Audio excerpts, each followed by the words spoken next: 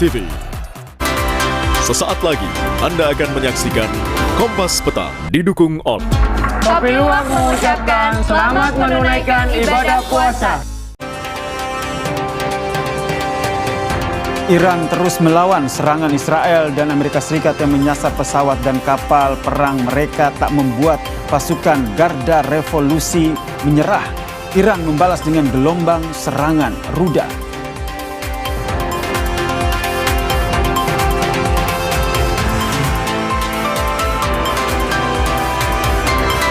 Dalam pernyataan pertamanya setelah terpilih, pemimpin tertinggi Iran, Mojtaba Khamenei menegaskan akan membalas dendam atas kematian warganya.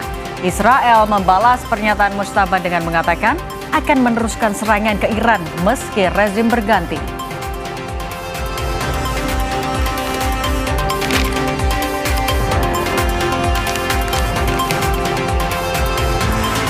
Usai bertemu dengan Joko Widodo, tersangka kasus tudingan ijazah palsu Rismon Sianipar bertemu Wapres Gibran Rakabuming di Istana Wapres, Jakarta.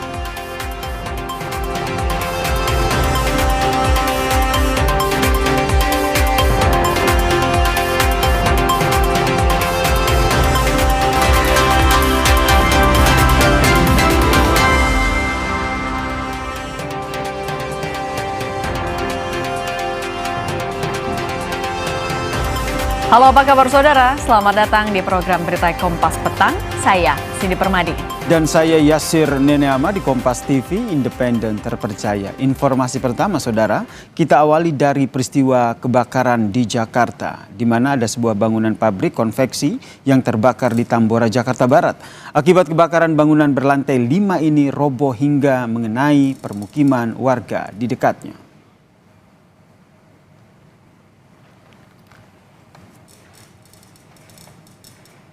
Inilah visual udara kebakaran bangunan pabrik konveksi yang terjadi di kawasan permukiman padat penduduk di Tambora, Jakarta Barat.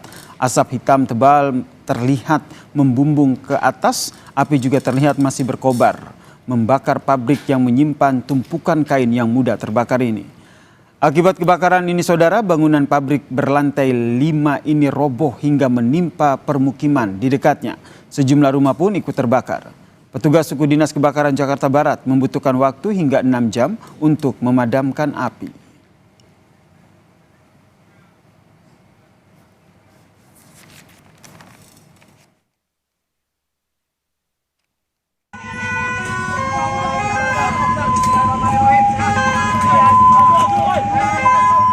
Saat melakukan pemadaman saudara, ada petugas yang terpeleset dari tangga hingga terjatuh. Petugas yang menjadi korban pun langsung dievakuasi menggunakan ambulans. Petugas lain pun melanjutkan pemadaman dengan menyemprotkan air ke bangunan yang masih mengeluarkan asap. Akibat pabrik berlantai 5 ini yang terbakar, sejumlah rumah di sekitarnya juga rusak berat hingga ambruk tertimpa reruntuhan bangunan pabrik.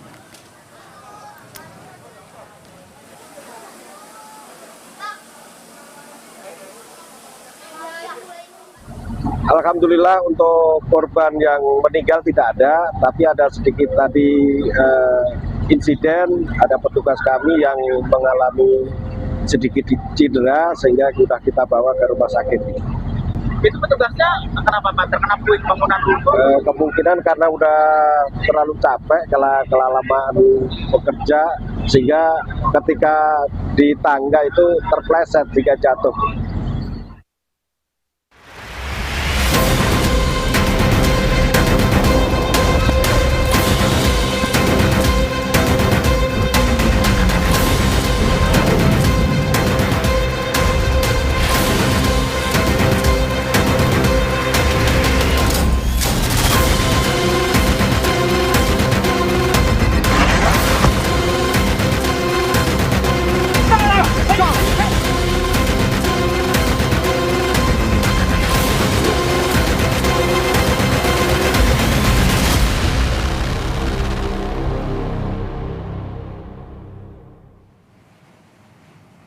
Tekanan Amerika Serikat dan Israel tak membuat Iran menghentikan serangan ke basis militer dan fasilitas pendukung musuhnya.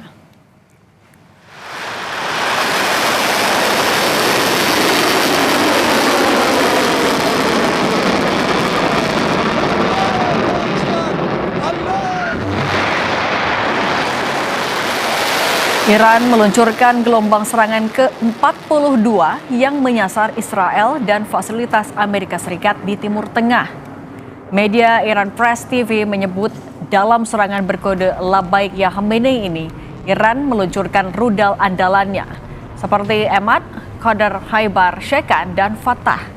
Selain drone yang selama ini jadi andalan Iran.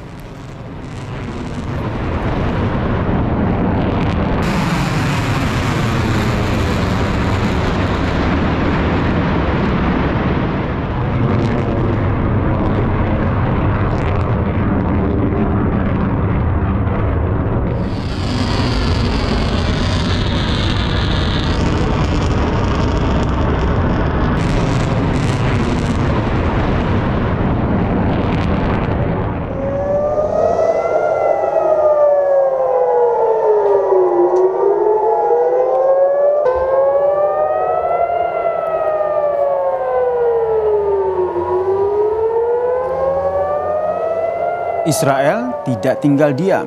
Iron Dome yang jadi andalan Israel mencegat rudal Iran yang datang. Serangan pada Kamis dini hari waktu setempat telah membuat militer dan juga warga Israel berjaga, mengantisipasi rudal yang lolos masuk ke wilayah mereka.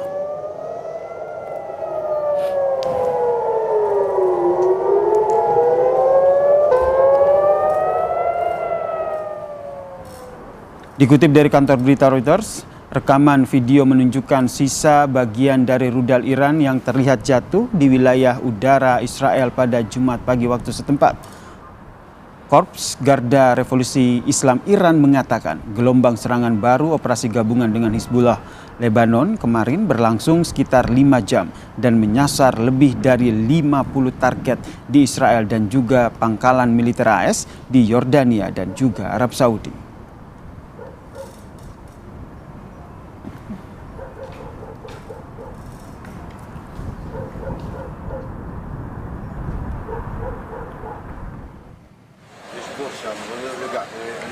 Rudal Iran yang menembus pertahanan udara Israel mengakibatkan sejumlah rumah di Israel Utara rusak pada Jumat dini hari tadi. Unit tanggap darurat Israel menyatakan lebih dari 50 orang luka dan mendapat perawatan. Laporan kantor berita Reuters menyebutkan rudal Iran menghantam desa Zarzir di dekat Nazareth. Sebagian besar korban luka menderita luka ringan akibat pecahan kaca.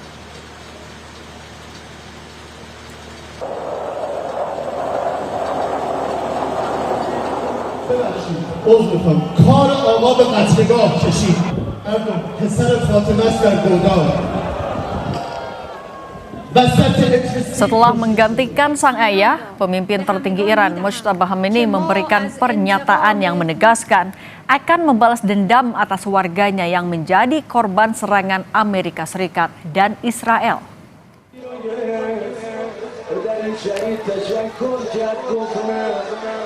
زیر بغلای منو کسی نگیر سرم بالاست من پدر شهیدم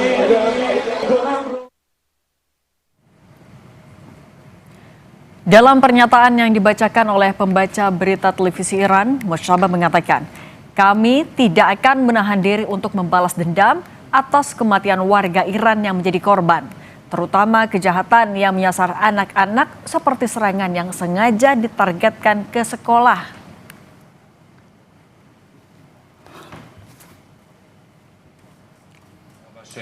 Perdana Menteri Israel Benjamin Netanyahu menyebut pihaknya bersama dengan sekutu Amerika Serikat akan terus menyerang Iran.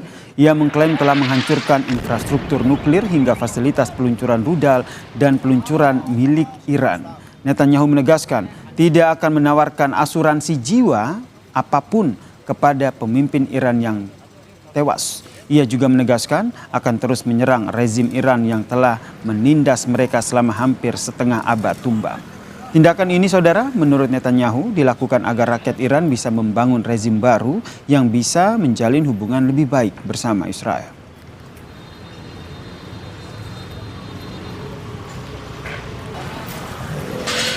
קודשים את משטר הטרור באיראן. אנחנו פוגעים וקודשים את עושה דברו, החיזבאללה בלבנון. בשילוב זרועות חסר תקדים בין ישראל וארצות הברית, השגנו הישגים עצומים. הישגים שמשנים את מאזן הכוחות במזרח התיכון וגם מעבר לו. ההישגים הללו מבססים את מעמדה של ישראל כמעצמה חזקה מאי פעם.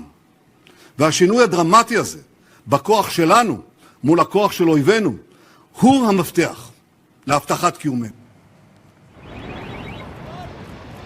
Sementara itu, saudara, militer Israel melancarkan gelombang serangan udara besar-besaran di pusat kota Beirut, Lebanon. Serangan menghantam sebuah gedung bertingkat di lingkungan Bojrua, pusat kota Beirut yang terletak kurang lebih 1 km dari pemerintahan Lebanon.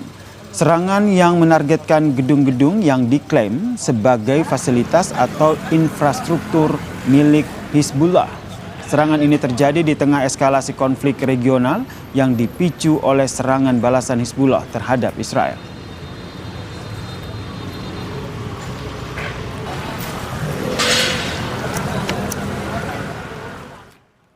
Kami hadirkan informasi terkini di mana Presiden Prabowo Subianto tengah melaksanakan pembayaran zakat bersama dengan Badan Amil Zakat Nasional, saudara. Ini adalah visual terbaru yang kami dapatkan dari istana saat Presiden Prabowo tengah melakukan pembayaran zakat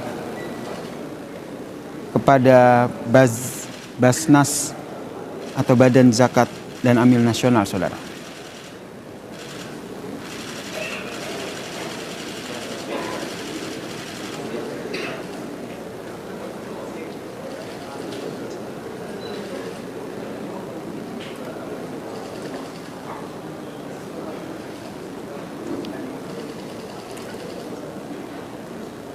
Dan saudara, kalau kita lihat Presiden Prabowo Subianto ini resmi menunaikan pembayaran zakat fitrah dan juga zakat mal melalui Badan Amil Zakat Nasional ataupun Basnas yang dilaksanakan di Istana Negara. Tadi sama-sama kita saksikan bagaimana serah terima yang dilakukan ataupun pembayaran zakat yang dilakukan oleh Presiden Prabowo Subianto. Kegiatan ini merupakan bagian dari agenda kenegaraan yang rutin yang dilaksanakan di bulan Ramadan. Tampak juga tadi Wakil Presiden yang juga ikut melakukan pembayaran zakat. Kami kembali hadirkan informasi terkait kekuatan Iran dalam menyerang Israel dan Amerika Serikat di Timur Tengah.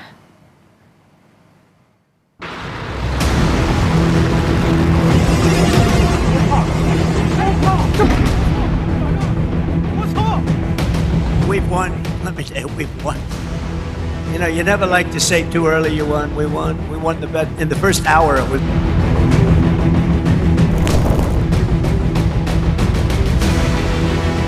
Klaim Donald Trump yang bilang sudah menang dari Iran tak lantas membuat Iran menghentikan serangan ke basis militer dan fasilitas pendukung musuhnya. Dalam gelombang serangan ke-42, Iran tetap menyasar Israel dan fasilitas Amerika Serikat di Timur Tengah.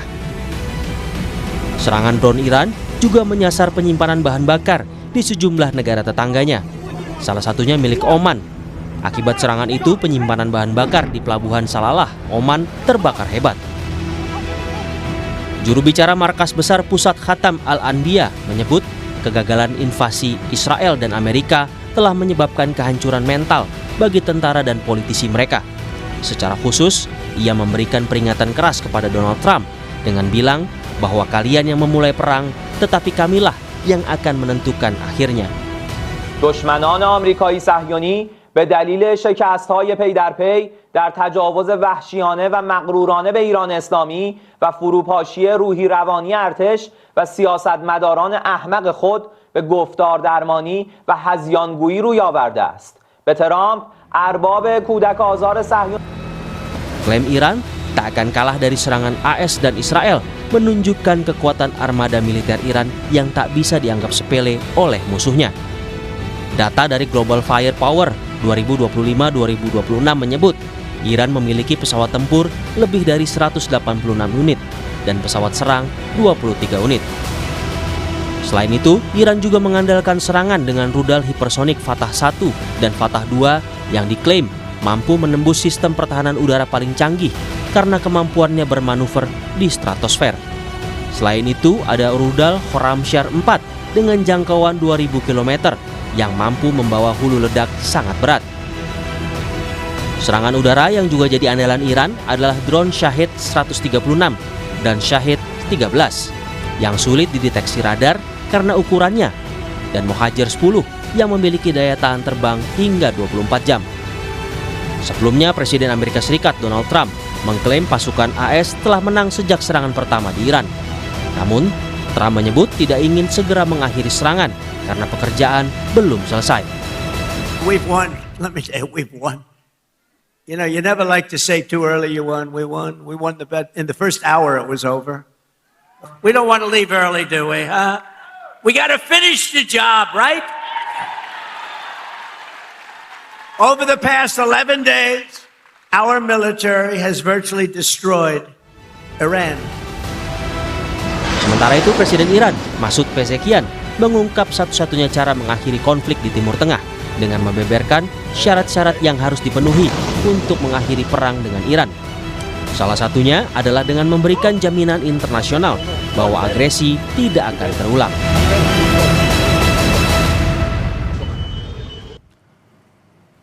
Usai jeda di Kompas Petang, Saudara, kami hadirkan informasi. Usai bertemu dengan Joko Widodo, tersangka kasus tudingan ijazah palsu Rismon Sianipar bertemu dengan Wapres Gibran Rakabuming di Istana Wapres, Jakarta.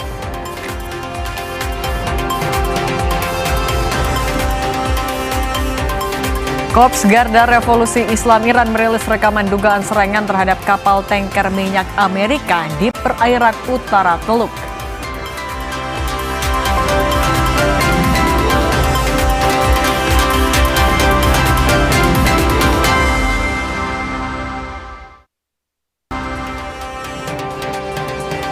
Kami lanjutkan informasi di Kompas Petang, Saudara. Wakil Presiden Gibran Rakabuming menerima tersangka kasus fitnah ijazah Jokowi, Rismon Sianipar, di Istana Wapres pada Jumat pagi. Gibran menyebut Rismon sudah seperti saudara usai rekan Roy Suryo itu meminta maaf. Mau ngapain nih, Pak? Mau ngapain, Pak? Ya, ada apa, Bang? Rencana, Bang? Rencana? Silaturahmi aja. Rismon yang didampingi oleh pengacaranya tiba di Istana Wakil Presiden sekitar pukul 10 pagi. Pertemuan Gibran dan juga Rismon digelar secara tertutup. Selang 45 menit, Gibran dan juga Rismon keluar dari ruangan kantor Wakil Presiden dan menyapa para jurnalis. Gibran lalu memberikan sebuah parsel besar untuk Rismon. Mau ngapain nih, Pak? Mau ngapain, Pak? Ya, ada apa, Bang? Rencana, Bang? Rencana?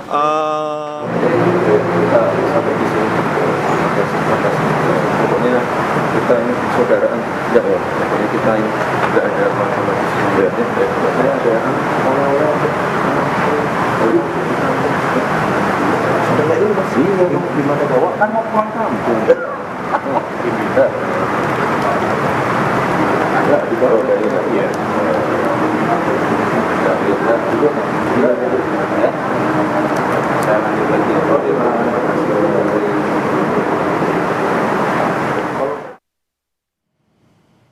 Saudara, usai meminta maaf ke Wapres, Rismon pun membeberkan isi pembicaraannya dengan Gibran. Rismon juga mengajak rekannya Roy Suryo dan juga Dr. Tifa untuk jujur soal keaslian ijazah Jokowi. Dan berikut petikan wawancara jurnalis Kompas TV Mario Sarong dengan Rismon Sianipar. Asli atau tidak, Bang, sampai saat ini menurut Abang ijazah Pak Jokowi dan Mas Gibran? Saya buktikan asli, kalian buktikan sebaliknya kalau bisa. Jadi itu aja lah. Ya. Jadi tergantung publik mau percaya penjelasan siapa, yang pasti tulisan itu harus dipertanggungjawabkan. Dan saya sudah mempertanggungjawabkan. Saya sekarang dicap pengkhianat. Mungkin ada yang mengatakan Rismon pasti dapat duit. Pasti itu aja serangan mereka tanpa ke pointonya. Mas, tadi Abang sedang ketemu dengan Mas Wapres. Pembicaraan tertutup, tapi boleh nggak spill sedikit, Bang? Pertama, Pak Jokowi dan Pak Wapres secara terbuka dan memahami jika ada kesalahan penelitian dan dipertanggungjawabkan dengan mengkoreksinya, itu merupakan sesuatu yang bertanggung jawab. Tapi hubungan Abang dengan Mbak Roy, Mas, dengan Bu Tifa? Harusnya kalau kita dalam koridor akademik dan koridor saintifik terbukalah kepada semua hal tanpa harus disetir-setir orang-orang yang kita nggak tahu nih. Ada yang menyetir, Pak? Ya bisa jadi kan. Ya kan Seperti yang selama ini beredar? Ya bisa jadi Bang, ada yang nyetir Bang. Tapi saya ingatkanlah kepada saudara saya ya, Pak Roy dan Bu Kifa. Ayolah. Nggak apa-apa, pertama-tama dibilang dapat duit lah, anak lah, apa segala macam. Kalau cuma itu, nggak bakal kalian percaya. Oke. Pak Rismon, terima kasih. Sehat selalu, Pak. Oke. Terima kasih, Pak.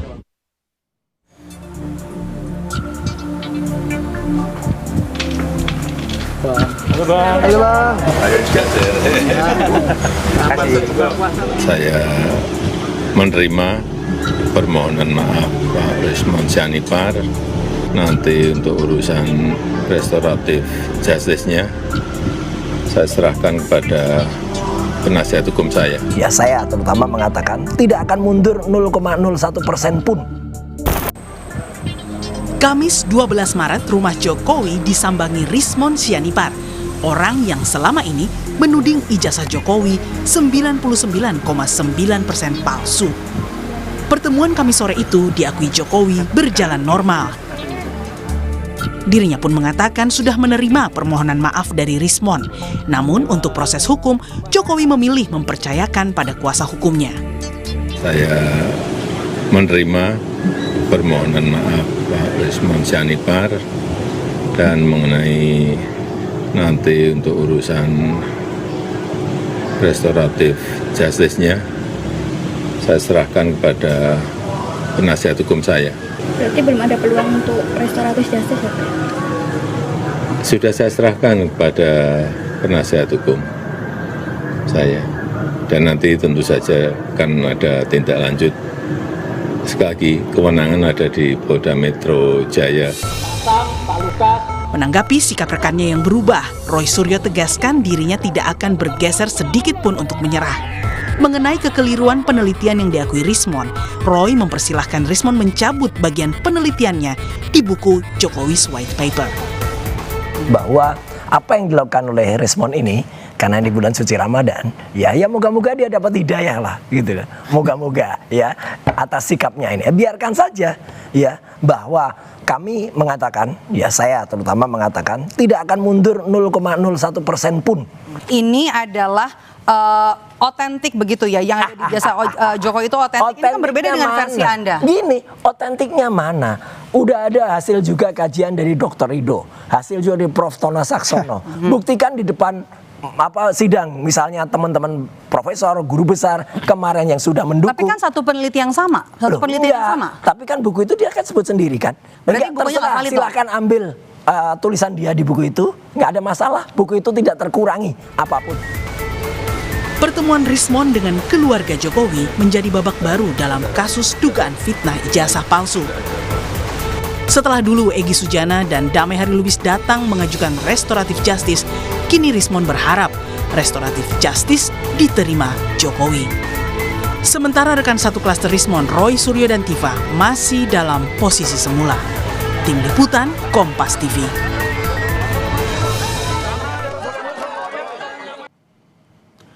Tersangka dugaan fitnah ijazah Jokowi Rismon Syanipar meminta maaf langsung ke Joko Widodo dan bertemu dengan putranya yang juga wakil presiden Gibran Rakabuming Raka. Apakah pertemuan ini membuat restoratif justice yang ia ajukan ke penyidik diterima?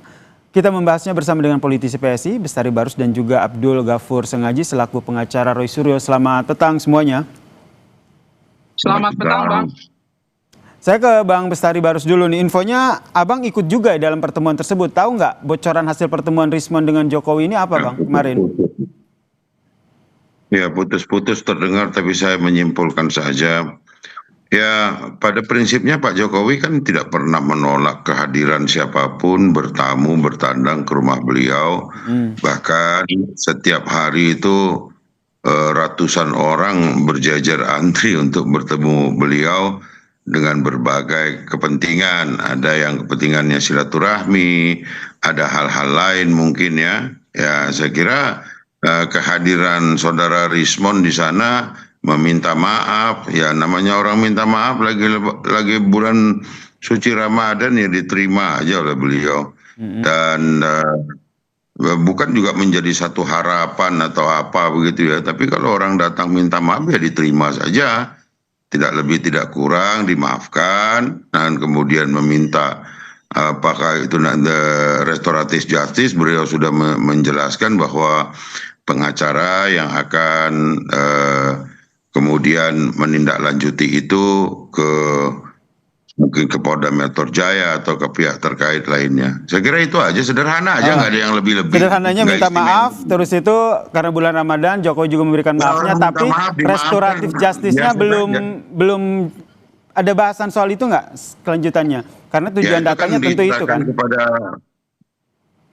Kepada pengacara, saya sempat bertemu dengan Pak Jokowi di nonton bola bareng tuh di Manahan Solo malam tadi, dan kemudian mengatakan, saya bertanya Pak itu saudara Rismon, ya datang dan dia minta maaf dan beliau menitikkan air mata, tanda penyesalan, ya sudah diterima, nggak ada yang luar biasa, nggak ada yang lebih-lebih dari itu, nggak ada.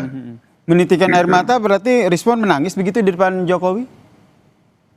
Gimana? Menitikan air mata ini menangis menyesal atau seperti apa? Ya menitikan air mata namanya orang minta maaf kan wajar-wajar, enggak ada yang luar biasa itu. Tidak ada yang luar biasa dari permintaan maaf itu, maaf datang dari lubuk hatinya, ya merasa menyesali perbuatannya, meneteskan air mata, itu kan hal yang biasa saja gitu. Nggak ada yang luar biasa itu. Yang lain aja menyikapinya luar biasa. Oke.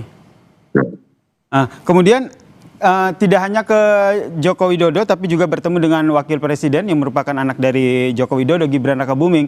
Bang Sengaji melihatnya ini seperti apa langkah yang dilakukan Rismon ini? Tiba-tiba berubah haluan begitu, padahal kita tahu betul Bang Rismon ini effortnya luar biasa sampai ke desa KKN-nya Jokowi waktu itu. Iya, terima kasih Mas. Jadi apa yang dilakukan oleh Rismon ini secara hukum sesuatu yang sah, legal, karena memang aturan perundang-undangan memungkinkan seorang tersangka untuk mengajukan RJ, apalagi di rezim KUHP dan KUHP baru. Itu sesuatu yang secara hukum tidak ada persoalan gitu. Tetapi yang menjadi catatan kami adalah pertama, Rismon mengajukan ini sama sekali tidak pernah terbayangkan oleh kami, kuasa hukumnya Mas Roy, kemudian bahkan oleh rekan-rekan seperjuangannya sendiri yang ada di klaster kedua, yaitu Mas Roy dan Dr. Tifa. Kemarin di Polda Metro Jaya, kebetulan juga hadir kuasa hukum Bala RRT, ya ada ada Bang Refli Harun, kemudian ada Al-Katiri, kemudian kami juga bersama dengan Mas Roy, Bang Ahmad Kozinudin juga.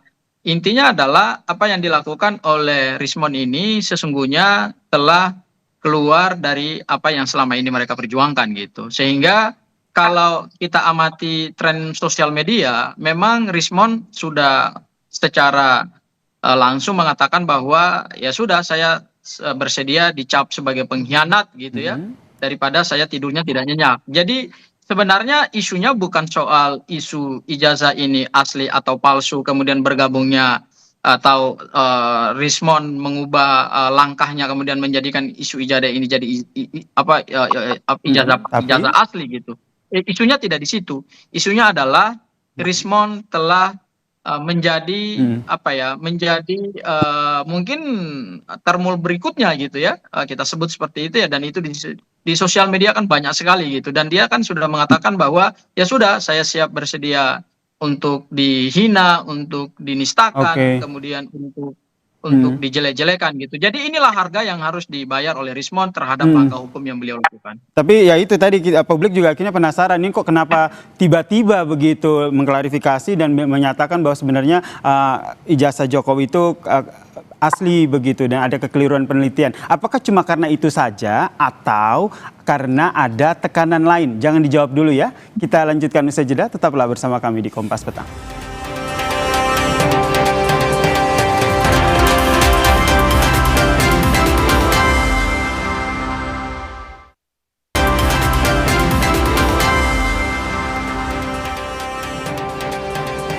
Pertanyaan gantung saya tadi sebelum jeda adalah apakah ini betul karena Rismon akhirnya mengetahui bahwa ternyata ijazah Jokowi ini asli padahal sebelumnya bilang 99,9% palsu, atau ada hal lain begitu. Dari Bang Sangaji sendiri melihatnya kenapa akhirnya tentu tahu dong internal cari tahu begitu, kenapa tiba-tiba Bung Rismon yang begitu effort, begitu berapi-api begitu menyatakan bahwa ijazahnya Jokowi ini palsu, tiba-tiba berbalik arah. Ya, jadi dalam beberapa minggu terakhir ini memang Rismon berubah drastis ya. Dan itu kami lihat sejak kasus dugaan ijazah palsunya diungkit oleh beberapa relawan Pak Jokowi, dan kemudian beliau dilaporkan di Polda Metro Jaya. Memang setelah Bang Bill, salah satu YouTuber Nusantara itu melaporkan Rismon, kemudian Rismon memang mengalami perubahan yang cukup drastis. Jadi keterangan Rismon di rumah Pak Jokowi bahwa beliau telah 2 bulan melakukan penelitian lanjutan atas ijazah Pak Jokowi, kemudian beliau mengatakan ada emboss, ada watermark, kemudian ada lintasan stempel, dan hal yang sama juga tadi beliau sampaikan di Istana Wakil Presiden, itu sebetulnya tidak sesuai dengan fakta yang sebenarnya. Oke Bang Sangaji, saya mau konfirmasi dulu tadi, sikap dari Rismon ini berubah semenjak ada laporan soal kasus dugaan ijazah palsu Rismon. Ini ijazah palsu yang mana? Dugaan ijazah yang dilaporkan itu kan adalah S2, S3 di Universitas Yamaguchi Jepang. Ya, itu diduga palsu. Mungkin Rismon disitulah kemudian mendapatkan tekanan, ya. Kemudian ada invisible hand, ada tangan-tangan tak terlihat yang kita nggak tahu siapa. Bisa juga di internal mereka itu adalah mungkin ada tim kuasa hukumnya juga gitu kan. Kemudian juga ada pihak dari eksternal, kemudian melakukan pressure terhadap Rismon. Kemudian akhirnya Rismon melakukan satu langkah yang menurut saya justru akhirnya diakui sendiri gitu. Langkah itu menghinakan diri dia, kemudian menistakan diri dia gitu. Dan itulah akhirnya publik jadi tahu bahwa seorang Rismon itu hanyalah seorang pemberani di awal, tetapi pada akhirnya jadi penakut juga gitu. Oke, saya ke Bang Barus. Bang Barus, betulkah demikian karena ada laporan dugaan ijazah palsu Rismon yang akhirnya menjadi awal begitu? Akhirnya Rismon berbalik arah. Bang Barus? Putus Anda ulangin.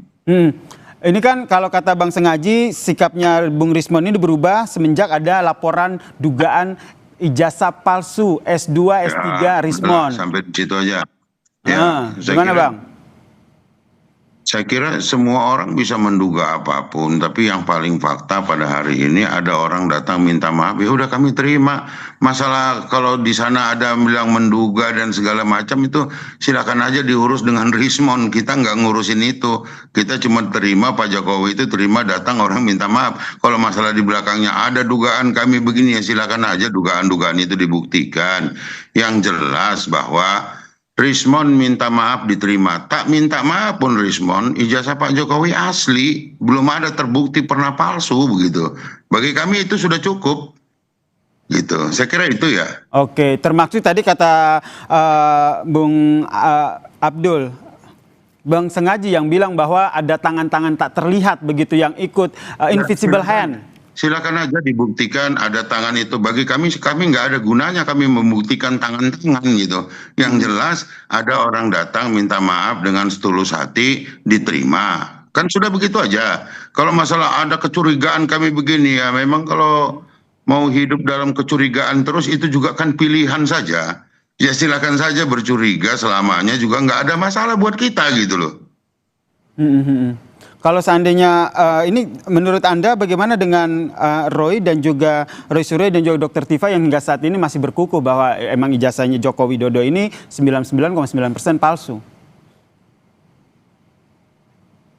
Ya, ini ke saya ya. Iya, Kak Abang. Kan terserah saja. Kalaupun mau menganggap itu palsu, ya silahkan saja menganggap isu palsu. Kan sekarang ini kan sedang ada proses menuju di pengadilan. Nanti kan kelihatan bahwa apakah betul metode menguji sesuatu itu dengan fotokopi dan sebagainya. Ya udah serahkan aja ke ranah hukum, kita nggak mau repot-repot ngurusin itu, urusan lain lebih banyak kan. Saya kira itu. Ingin saya tekankan lagi nih, karena pertemuan kemarin tertutup, apa yang betul-betul ditekankan oleh Pak Jokowi kepada Rismon pada pertemuan kemarin? Ya sudah disampaikan kepada publik, datang, kemudian minta maaf. Pak Jokowi mana mau nyinggung-nyinggung yang lain. Ada orang satu ini datang minta maaf, diterima, diberi waktu, mari. Namanya orang minta maaf. Apakah proses itu nanti RJ-nya diterima, kan bukan urusan Pak Jokowi, itu kan urusan Polda Metro Jaya nanti. Oke, saya ke Bang Sangaji. Bang Sangaji, bagaimana dengan Dr. Tifa dan juga Roy Suryo setelah Rismon akhirnya berbalik haluan ini? Sejauh ini hasil komunikasi saya dengan Mas Roy, kebetulan hari ini saya ada komunikasi dengan Mas Roy. Mas Roy dan kemarin juga beliau tegaskan di Polda Metro Jaya dan di beberapa pas TV-TV sebelah, beliau mengatakan bahwa tidak ada pengaruh 1% pun terhadap ikhtiar beliau untuk menjawab keingintahuan publik terhadap ijazah Pak Jokowi. Itu hal yang pertama. Kemudian hal yang kedua, saya kira juga hal yang sama juga terjadi dengan Dr. Tifa. Hal yang kedua, saya ingin mengomentari apa yang disampaikan oleh Pak Bestari bahwa ijazah Pak Jokowi asli ada atau tidaknya RJ-nya Rismon. Saya kira itu statement yang sebetulnya tidak perlu lagi diulang-ulangi karena memang pihaknya Pak Jokowi kan memang dari awal selalu mengatakan ini asli, kecuali memang sudah ada putusan pengadilan. Itu hal yang kedua. Kemudian hal yang ketiga, saya ingin mengatakan bahwa RJ-nya Rismon ini justru sangat diharapkan dan ditunggu-tunggu oleh Pak Jokowi. RJ-nya Bang DHL dan Bang ES itu sebetulnya tidak punya kekuatan atau tidak punya dampak hukum apapun terhadap perkara ini. Jadi kalau dikatakan ada tangan-tangan tak terlihat yang bermain, ya memang pasti ada tangan-tangan tak terlihat yang bermain. The invisible hand itu pasti bermain. Karena apa? Karena RJ-nya Rismon itu kalau saya sebut, ini RJ kelas VVIP. Ya, bukan RJ tersangka biasa. Ini RJ kelas VVIP yang berbeda dengan RJ-nya ES dan DHL. Baik. Bagi Pak Jokowi, sebetulnya RJ-nya ES dan DHL itu tidak punya pengaruh yang signifikan dalam proses penegakan hukum ini dan mengungkap kebenaran atas dugaan ijazah palsu Pak Joko Widodo. Tetapi begitu beliau tarik Rismon untuk kemudian mengkhianati teman-temannya sendiri dan kemudian memilih Oke, Bang Bestari silakan tanggapannya. Singkat saja. Iya. Lah, itulah yang sebetulnya sangat diinginkan oleh Pak Jokowi dan para pendukung Pak Jokowi. Kita sudah tangkap apa yang disampaikan Bang Sangaji. RRT bisa dibelah. Terakhir singkat saja tanggapannya, ini kok senyum-senyum Bang Bestari, kenapa nih? Ya, saya kira ya semakin dalam saja, bahkan pengacara pun sudah mulai personal gitu. Tapi nggak apa-apa lah, memang cuman kalau memang itu yang diharapkan ya jalanin aja, nggak ada masalah itu. Tuduhan-tuduhan pada Pak Jokowi itu kan sudah memang biasa terjadi. Jadi kalau ditambahin cuman dari kelas-kelas yang begini, lanjut saja. Baik, kita nantikan ya bagaimana proses hukum yang tengah berlangsung, apakah ini RJ-nya jadi atau tidak ya. Terima kasih Bang Bestari Barus, politisi PSI, dan juga Bang Abdul Ghafur Sangaji, pengacara Roy Suryo, telah berbagi informasinya di Kompas Petang. Salam sehat semuanya. Jangan minta RJ lagi. Usai jeda saudara, Kompas Petang akan hadir dengan informasi pesawat. Kementerian Darurat Rusia mengirimkan bantuan obat-obatan untuk Iran melalui bandara Azerbaijan.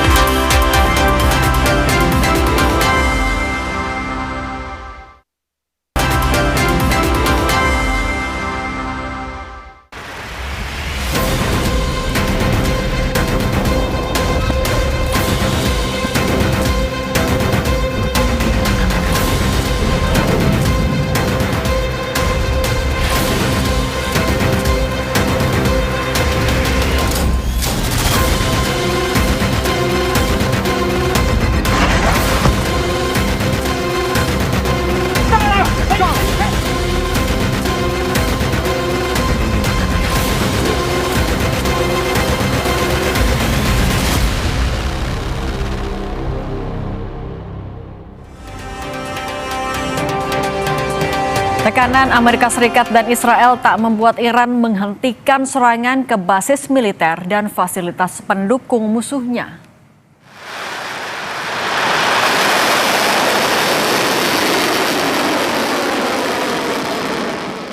Iran meluncurkan gelombang serangan ke-42 yang menyasar Israel dan fasilitas Amerika Serikat di Timur Tengah.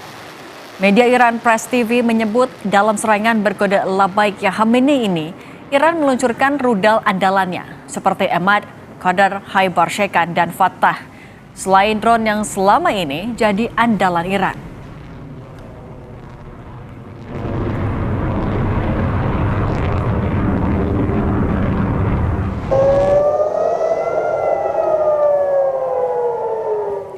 Israel tak tinggal diam, Iron Dome yang jadi andalan Israel mencegat rudal Iran yang datang.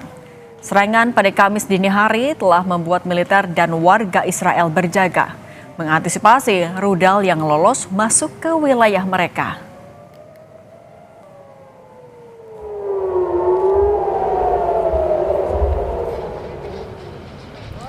Pesawat Kementerian Darurat Rusia mendarat di Bandara Internasional Lankaran di Azerbaijan. Pesawat ini membawa bantuan dan obat-obatan untuk selanjutnya dikirim ke Iran. Rekaman video menunjukkan karyawan kementerian dan petugas bandara berdiri di dekat pesawat. Pesawat IL-76 ini membawa lebih dari 13 ton obat-obatan dari Moskwa. Obat-obatan ini akan diserahkan kepada perwakilan resmi pemerintah Iran untuk membantu masyarakat yang terdampak perang.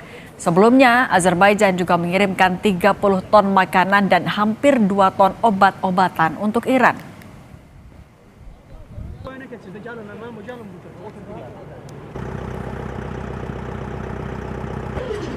Rusia mulai mengirimkan sejumlah bantuan untuk Iran. Apakah langkah ini membuat Rusia akan terlibat lebih lanjut dalam perang AS dan Israel melawan Iran? Kita bahas bersama praktisi dan pengajar hubungan internasional Sinergi Policies Dina Prapto Raharja dan pakar hubungan internasional Presiden University Teguh Reza Shah. Selamat petang semuanya. Selamat petang Mbak Cindy. Selamat petang, salam Indonesia. Mbak Dina, apakah sebenarnya bantuan yang dikirimkan oleh Rusia, kan sebelumnya informasinya bantu intelijen, kemudian juga soal strategi taktik, sekarang dalam bentuk logistik. Apakah ini bisa diartikan sebagai sebuah statement Rusia untuk Amerika Serikat dan Israel? Iya. Saya nyatakan bahwa dalam resolusi Dewan Keamanan PBB yang terakhir di beberapa hari lalu ya, itu dikeluarkan satu statement dari Dewan Keamanan PBB bahwa Iran dikecam atas serangannya terhadap negara-negara Teluk. Dan di sana nampak betul yang abstain itu adalah China dan Rusia. Nah, dalam hal ini Rusia lah yang kemudian bergerak sekarang menyediakan atau akan tabling ya, akan menaruh draft alternatif di Dewan Keamanan PBB karena menurut dia apa yang disampaikan dalam resolusi yang terakhir itu tidak menggambarkan bahwa Iran itu korban yang diserang terlebih dahulu gitu. Jadi posisinya di sini sebenarnya untuk menggambarkan bahwa situasi yang berkembang ini masih sangat dinamis dan boleh dikatakan cenderung kacau ya dari segi tata urutan kejadian begitu, sehingga Iran masih merasa belum mendapatkan dukungan atas apa yang dialami dan selama ini dia coba cari solusinya melalui jalan-jalan kerjasama juga komunikasi dengan beberapa pihak itu belum berhasil. Kalau dari lewat Dewan Keamanan PBB, Rusia dan Tiongkok sudah melakukan pembelaan untuk Iran, kemudian juga artinya sudah ada pengiriman bantuan. Apa yang sebenarnya mau ditunjukkan juga oleh Rusia kepada Amerika Serikat dan Israel? Di sini salah satunya adalah strategi perang. Jadi kedua negara ini secara pribadi menurut saya Rusia juga memanfaatkan kesempatan ini untuk mendapatkan daya ungkit, daya tawar dalam posisinya dia berhadapan dengan Ukraina dan juga Uni Eropa. Dengan berkurangnya ya, dengan semakin minimnya cadangan minyak yang beredar karena konflik ini, Rusia kemudian mulai menekan Amerika Serikat untuk bisa melepaskan sanksi yang diberikan atas minyak dan gas Rusia. Di sisi yang lain bisa kita lihat bahwa salah satu perjuangannya saya kira adalah BRICS, karena BRICS sekarang juga dipecah ya. India kemarin baru saja makin nampak jelas dia bergerak mendukung Israel dan Amerika Serikat, sementara China dan Rusia masih berusaha untuk menjaga konsolidasi di dalam BRICS. Di sini daya tawar ya dari segi ekonomi, kemudian konektivitas, kemudian juga dalam hal strategi senjataan itu dimunculkan. Oke, di sisi lain Pak Reza, White House juga jelas bilang Amerika Serikat nggak senang nih dengan bantuan yang diberikan oleh Rusia kepada Iran. Apakah Anda melihat ini sebagai sebuah ancaman yang serius juga? Saya pikir Rusia menempatkan dirinya sebagai anggota tetap Dewan Keamanan yang adil. Memang tidak fair itu menempatkan Iran sebagai seolah-olah sebagai tertuduh ya. Iran adalah korban dari Amerika Serikat dan Israel yang merusak perjanjian hukum internasional, terutama sekali pasal artikel 2.4 dari Piagam PBB. Jadi tadi setuju saya dengan Ibu Dina, hendaknya kita memahami urutan-urutan kejadian. Jadi yang dikritik itu hendaknya jangan Iran saja. Sebab penyebab utamanya adalah Amerika Serikat yang menyerang pada tanggal 28 Februari, dan sebelumnya Amerika Serikat sudah bertingkah pola yang sama pada tahun lalu bulan Juni, dan sebelumnya sebelumnya lagi pada tahun 2018 lewat merusak keramah tamahan dari Joint Comprehensive Plan of Action. Jadi ini ada suatu pola, dan sayangnya Dewan Keamanan PBB ini tidak merujuk kepada sejarahnya begitu. Berarti Pak Reza, Anda meyakini Dewan Keamanan PBB akan bisa mengurai kusutnya kronologi konflik di Timur Tengah ini secara fair nggak? Ya, sekarang ini tampaknya tidak fair karena ada Amerika Serikat di situ yang semena-mena menggunakan hak vetonya, dan memang di sini perlu koordinasi yang sangat bagus antara Rusia dan Cina, kemudian didukung oleh anggota-anggota tidak tetap DKPBB jumlahnya 10, agar resolusinya itu lebih tegas begitu, dan Amerika Serikat juga harus berani, dia yang menyebabkan kerusakan. Jadi kalau sekiranya ada kritik dari DKPBB lewat sebuah resolusi, dia harusnya fair begitu. Jangan menuduh orang sebagai jangan lempar batu sembunyi tangan. Pelaku perusakan atas hukum internasional itu adalah Amerika Serikat dan Israel, dan bukti-bukti menunjukkan tanggal 28 Februari kemarin malah terbunuhnya pemimpin tertinggi Iran, pemimpin spiritual Iran, dan juga ratusan pelajar-pelajar di Iran. Jadi dunia ini memang PBB ini harus direformasi tampaknya ini, agar lebih adil dan lebih menggambarkan kedaulatan sekitar 160 sekaligus. Oke, kalau Mbak Dina melihatnya, Amerika Serikat udah bilang siapapun pemimpin selanjutnya yang tidak di ACC Amerika Serikat nggak akan bertahan lama. Tapi di sisi lain juga Iran, Mujtaba sudah bilang akan membalas dendam. Apakah ini sebenarnya bisa dibaca sebagai kalau eskalasi kayaknya akan masih memanas?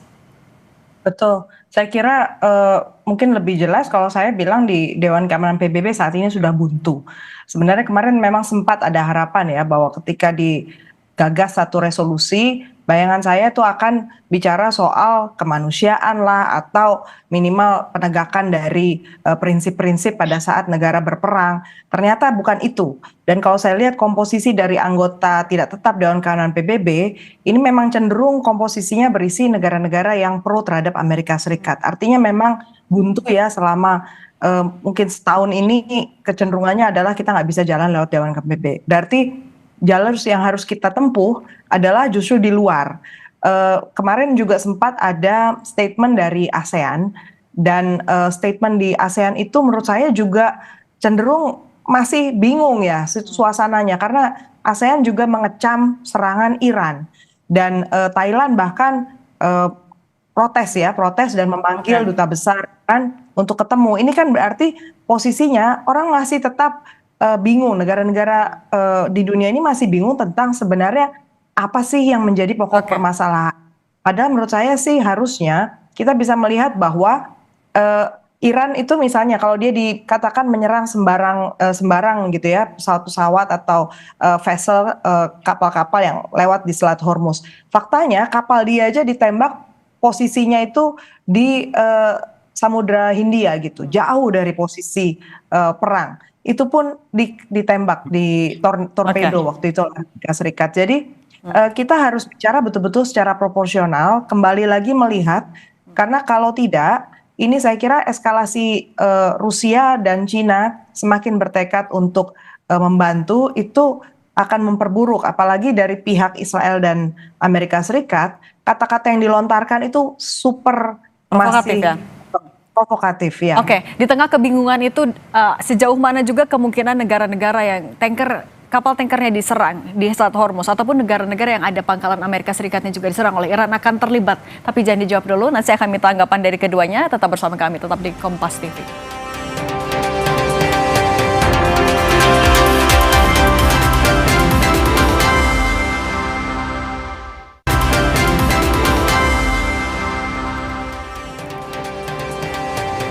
Tekad untuk membuat Iran disegani dunia disampaikan pemimpin tertinggi Iran, Mojtaba Khamenei, setelah menggantikan sang ayah.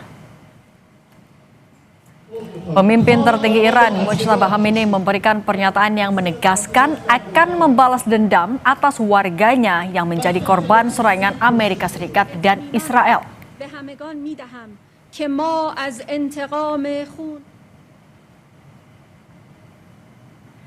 Dalam pernyataan yang dibacakan oleh pembaca berita televisi Iran, Mojtaba mengatakan, "Kami tidak akan menahan diri untuk membalas dendam atas kematian warga Iran yang menjadi korban, terutama kejahatan yang menyasar anak-anak seperti serangan yang sengaja ditargetkan ke sekolah."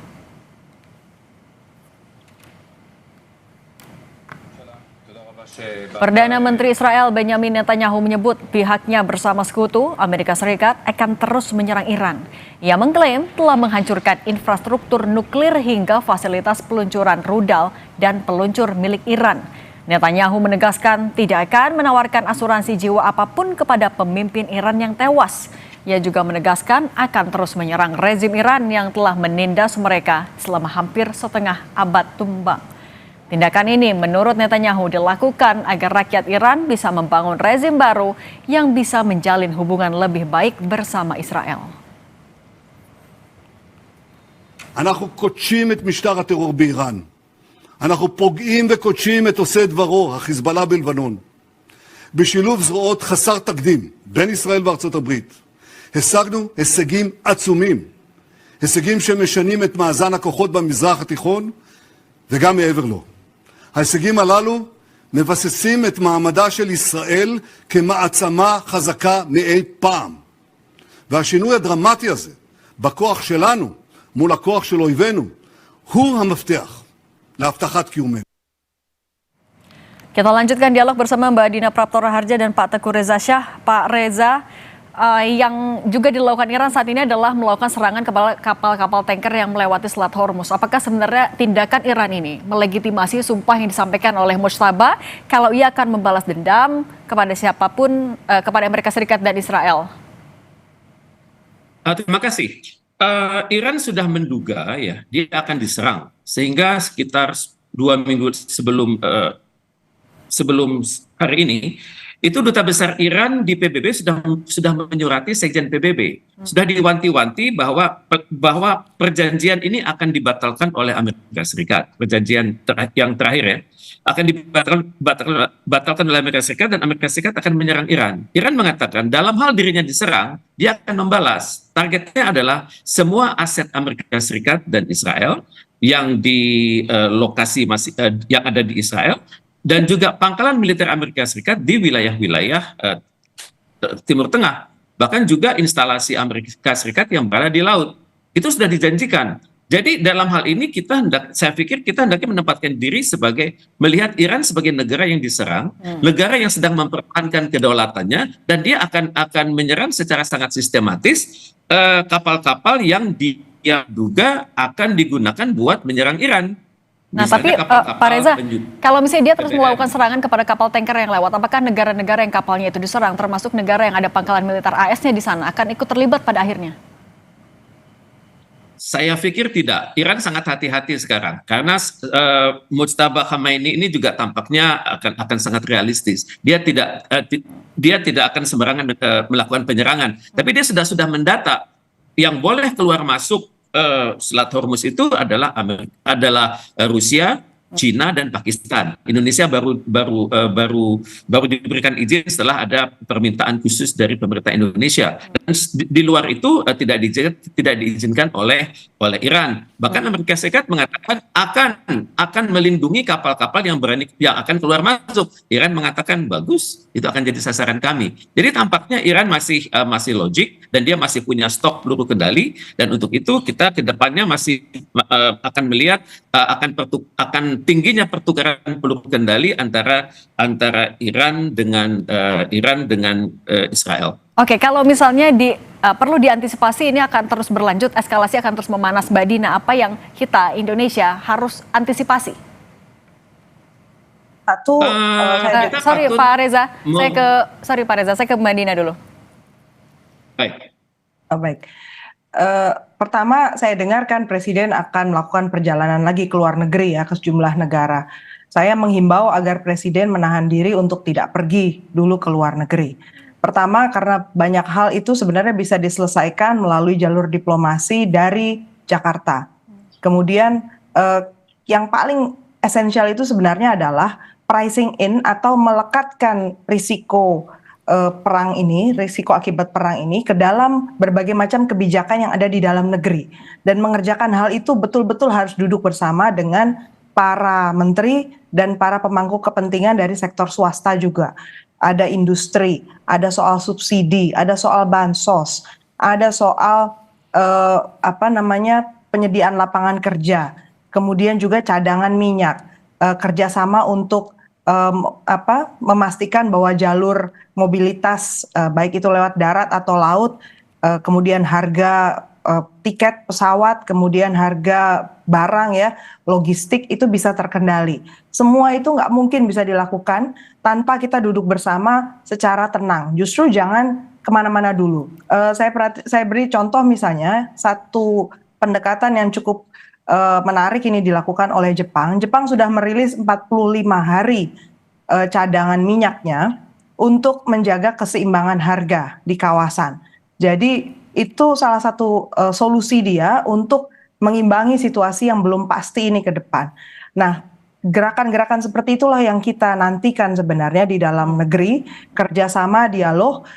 OIC juga kerjasama negara-negara Islam ini belum ada pertemuan emergensi ya. Kemudian gerakan non-blok juga belum ada emergensi. Menurut saya kalau Indonesia mau, lakukanlah itu dialog, tidak perlu disiarkan lewat media sosial, katakan saja secara umum bahwa sedang digerakkan satu jalur di luar jalur B karena ini stuck gitu.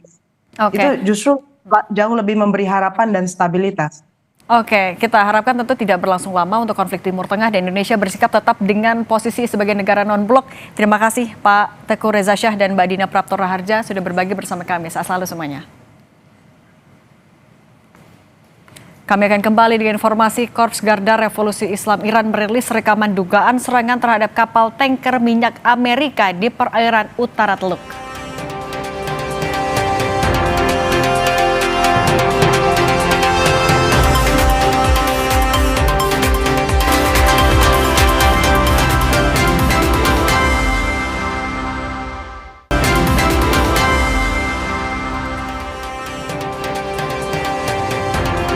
Saudara, Korps Garda Revolusi Islam merilis rekaman dugaan serangan terhadap kapal tanker minyak Amerika di perairan Teluk Utara.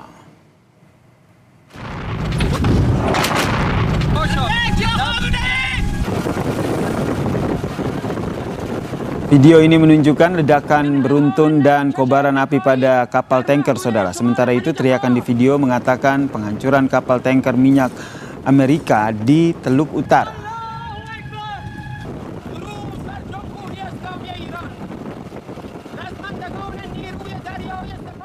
Sementara itu, soal dua kapal Pertamina yang masih tertahan di Selat Hormuz, Dirjen Minyak dan juga Gas Bumi Kementerian SDM, Laode Sulaiman bilang, pemerintah masih melakukan upaya diplomatik.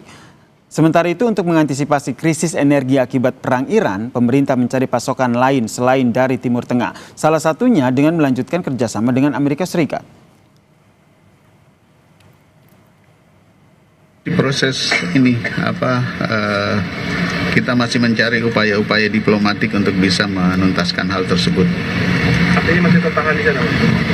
Ya kan, semuanya juga masih tertahan, bukan cuma kita saja, semua. Kita tidak hanya mengandalkan sumber yang berasal dari negara Timur Tengah, khususnya yang melewati Selat Hormuz, tapi juga ke negara-negara lain, termasuk kita juga kan melanjutkan kerjasama dengan Badan Usaha Amerika. Soal dampak perang Iran, Amerika Serikat dan juga Israel, Menteri Energi dan SDM Menteri SDM Saudara Bahlil Lahadalia mengatakan pemerintah tengah mengkaji sejumlah alternatif penghematan energi. Hal tersebut disampaikan Bahlil merespons sejumlah kebijakan negara lain seperti Filipina dan Vietnam yang menerapkan kebijakan work from home untuk mengantisipasi krisis energi. Bahlil menegaskan kajian alternatif efisiensi BBM dilakukan namun belum ada keputusan yang pasti.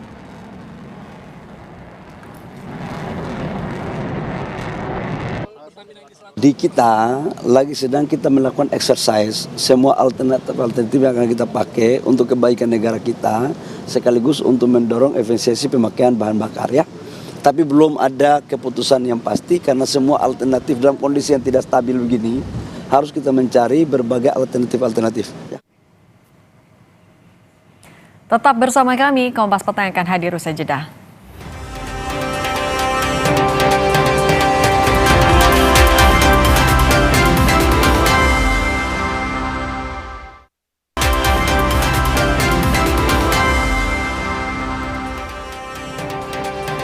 Presiden Prabowo meminta tunjangan hari raya untuk pengemudi online dan aparatur sipil negara dipastikan benar-benar sampai tepat sasaran.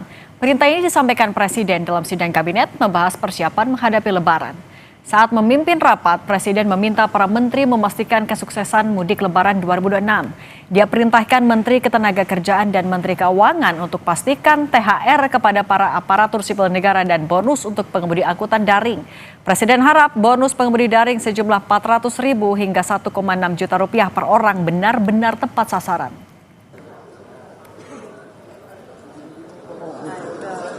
Menteri Tenaga Kerja, Menteri Keuangan dan Menteri Investasi. Pastikan tunjangan hari raya untuk semua ASN pusat dan daerah dilaksanakan tepat waktu. Juga bonus hari raya untuk pekerja sektor transportasi online. Yakinkan bahwa yang kita tentukan harus sampai ke mereka, yaitu antara 400.000 sampai dengan 1,6 juta rupiah per orang. Dalam sidang kabinet hari ini, Menko Perekonomian Erlangga Hartarto memaparkan perkembangan harga minyak mentah dalam dinamika krisis dunia serta skenario upaya menjaga stabilitas ekonomi nasional. Erlangga memaparkan asumsi kenaikan harga BBM jika perang berjalan selama 5 bulan hingga 10 bulan. Perang katakanlah 5 bulan, 6 bulan, dan 10 bulan dengan masing-masing kenaikan harga BBM Pak yang sampai 107, kemudian 6 bulan 107-nya 6 bulan, kemudian menurun lagi, kemudian yang 10 bulan itu menaik sampai 130 sampai akhir Desember 125. Nah, pembelian dengan berbagai skenario ini defisit yang 3% itu sulit kita pertahankan, kecuali kita mau memotong belanja dan memotong pertumbuhan, Pak Presiden. Nah, ini beberapa skenario yang mungkin perlu kita rapatkan secara terbatas. Nah, terima kasih Anda telah menyaksikan Kompas Petang di Kompas TV Independen Terpercaya. Saya Yasir Neneama. Saya Cindy Permadi. Terima kasih. Selamat berakhir pekan. Sampai jumpa.